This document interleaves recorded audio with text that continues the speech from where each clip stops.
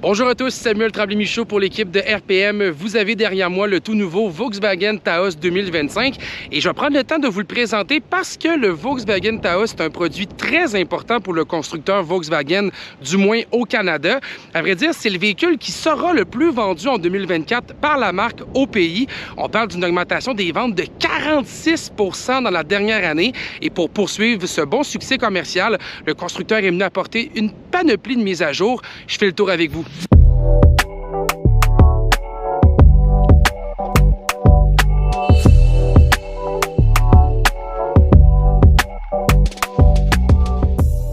Alors, le voici, ce tout nouveau Volkswagen Taos 2025. Je vais commencer par vous présenter la devanture du véhicule qui a quand même été retravaillée sérieusement. On a refait, vous le voyez, les feux de route. On a retravaillé aussi la calandre et le pare-choc du véhicule. Donc, on est venu vraiment rafraîchir le devant là, et personnellement, je trouve que c'est un produit qui se tient bien visuellement. Je pense aussi qu'on a quand même une belle, un petit côté très carré, très VUS là, que je trouve assez intéressant du regard. Sur le côté, maintenant, on a retravaillé également les ailes du véhicule. Volkswagen nous dit les avoir élargies.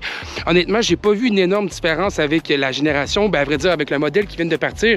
Et parlant de génération, je trouve ça important de vous le dire, on ne parle pas d'une nouvelle génération, hein. On parle vraiment d'une mise à jour. Donc, versus le modèle 2024, je trouve que le 2025, de côté, se ressemble beaucoup et vous le voyez. On a toutefois, par contre, changé les roues sur le véhicule. Parlant de ceux-ci, on a 3 options de disponibles, soit des roues de 17 pouces, des roues de 18 pouces ou des roues de 19 pouces, comme ce que vous voyez devant vous actuellement. Vous comprendrez que ça fonctionne généralement avec les ensembles et le véhicule que vous regardez actuellement, c'est l'ensemble Highline. On est du côté des États-Unis actuellement, donc vous allez voir à l'arrière, c'est écrit SEL, mais pour le Canada, c'est la version Highline, donc la version la plus cossue, qui, elle, peut venir avec des roues de 19 pouces en option, sinon elle sera munie de roues de 18 pouces. D'entrée de jeu, on a la Treadline qui vient justement avec les roues de 17 pouces. On a une version qui est traction avant, qui va être autour de 31 985 $, incluant les frais de transport et préparation. On a également la version Treadline All-Wheel Drive qui, elle, va arriver autour de 33 995 $. Et si après ça, vous voulez continuer à monter dans la gamme, on peut se rendre aux alentours de 40 000 $ selon la version choisie qu'on va avoir sélectionnée et les options à l'intérieur. La couleur que vous regardez aussi, c'est une nouvelle couleur. Elle s'appelle Alpine Grey, donc une espèce de petit gris qui tire sur le bleu cassé.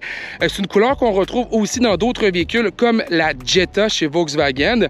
Vous avez aussi la signature de lumière qui a été revue à l'arrière, qui ressemble beaucoup plus à celle de l'Atlas, qui a été d'ailleurs renouvelée visuellement. Donc, on est vraiment dans les lignes de la famille ici et ça paraît beaucoup. Chose importante aussi à dire, parce que je pense que c'est une des choses qui est le plus intéressant pour le Taos, c'est l'espace qu'on a à bord. C'est un véhicule qui est très spacieux en termes de logement à l'intérieur. On peut charger plusieurs choses. À vrai dire, je vous donne quelques statistiques. Le Taos a 790 litres d'espace. C'est plus que le Mazda CX-30 qui en a seulement 572 et même plus que le Seltos qui est à 752 litres.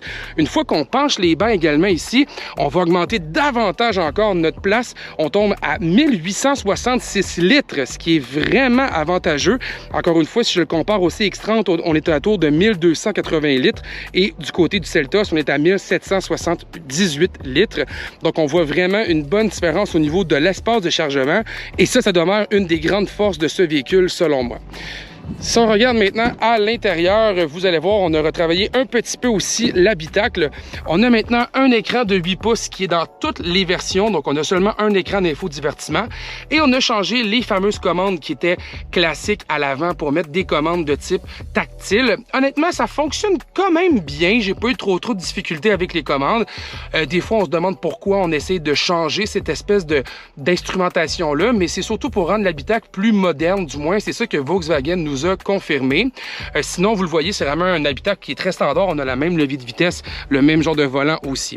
À l'avant, maintenant, on a toujours le cockpit digital Volkswagen de 10,25 pouces dans les versions plus cossues. D'entrée de jeu, par contre, elle est de 8 pouces, cet écran-là, mais tout de même numérique aussi. Et on a accès à des nouvelles couleurs intérieures, comme sur les sièges ici, qui sont d'une espèce de petit bleu que je trouve fort joli. Franchement, l'habitacle est bien ficelé, puis je trouve que les choix de couleurs qu'on a et les personnalisations possibles, c'est une des forces du Taos. Franchement, je trouve qu'on a vraiment un habitacle qui est bien cossu.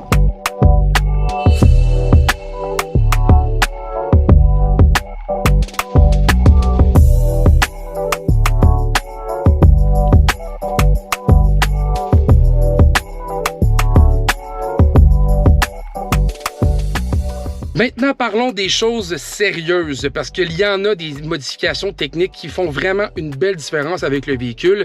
J'ai pu l'essayer un petit peu sur les routes des États-Unis, et ce que je peux vous dire, c'est qu'on a transformé la transmission DSG, donc la fameuse transmission à double embrayage qu'on utilise chez Volkswagen, pour la remplacer par une automatique à 8 rapports. C'est la même transmission qu'on avait dans la version traction du Taos. Faut savoir que la version traction du Taos se vend à peu près à 3% des ventes au Canada. Volkswagen dit que 97% des Taos vendus au pays sont munis du système 4 roues motrices 4Motion.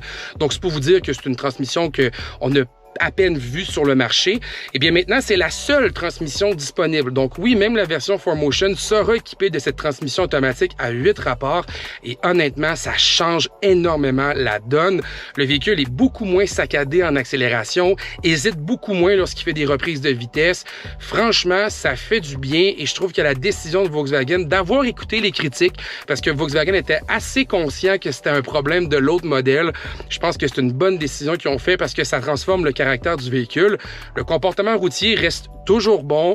On a toujours une suspension qui est un peu ferme à mon humble avis, mais pas non plus inconfortable dans l'habitacle. Donc là-dessus, ça fonctionne bien.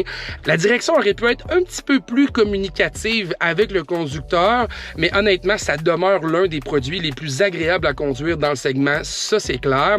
Au niveau de la puissance, on a conservé le moteur 4 cylindres de 1,5 litres turbo compressé, un moteur qui développe 174 chevaux, donc 16 chevaux de plus que le modèle sortant.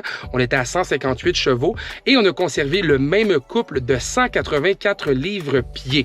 Donc franchement, au niveau de la motorisation, on a fait une belle amélioration avec la nouvelle transmission qu'on a choisi de mettre à la grandeur de l'alignement. Je pense aussi que ça donne au Taos des argumentaires supplémentaires pour être choisi parce qu'encore une fois, comme vous pouvez le voir, ça demeure un véhicule extrêmement spacieux en espace et ça, je pense que pour la catégorie, c'est quelque chose de très fort chez Volkswagen. Autre chose aussi à savoir par contre, ce n'est pas un véhicule qui peut remorquer. Volkswagen m'a confirmé que la capacité de remorquage est nulle au Canada, donc on ne recommande pas de remorquer avec le véhicule. Donc, petite déception ici parce que certains concurrents, comme par exemple le Subaru Crosstrek Onyx, va pouvoir le faire sans problème. Donc, des choses comme ça à surveiller ici et là si vous magasinez dans le créneau. Mais somme toute, cette mise à jour-là devient plutôt pertinente. D'ailleurs, vous aimeriez en apprendre davantage sur le produit, et je vous invite à aller sur le rpmweb.ca pour aller lire mon article. Je vous présente l'essai routier complet du Taos sur le site. Sur ce, je vous souhaite une très belle journée.